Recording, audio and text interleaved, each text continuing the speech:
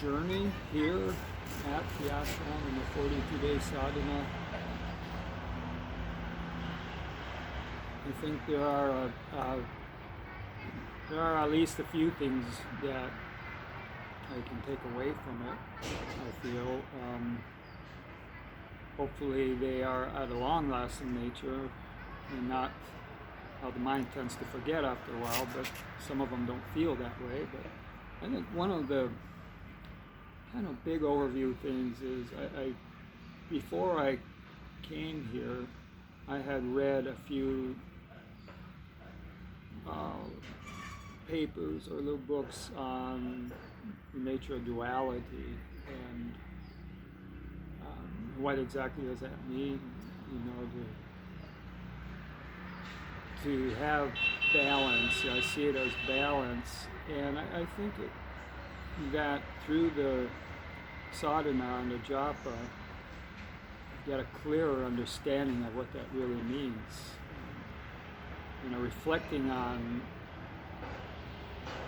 the life that I've been leading in, I want to say from the mental aspect that I created, so to speak, and that was always a positive kindness aspect, always looking at the good, and there's a lot of, I think there is a lot of power behind, you can create a lot of things to come at you. So basically, I guess that's the law of giving and receiving. Whatever you're giving out, and you're giving out regularly and strongly, well, that's what you're going to receive back.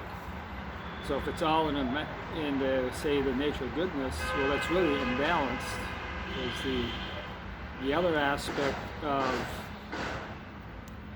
unkindness, I don't know what would be the opposite of kindness or goodness or positive thinking, negativity, that's still a part of us.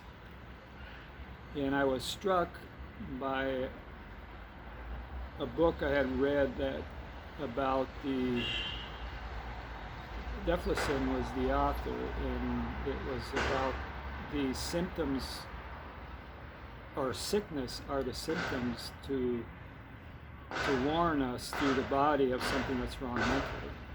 So with losing the eyesight and the cataracts, his theory, his symbolism is that you gain them because you're unwilling to look at things, so you put a veil over your eyes.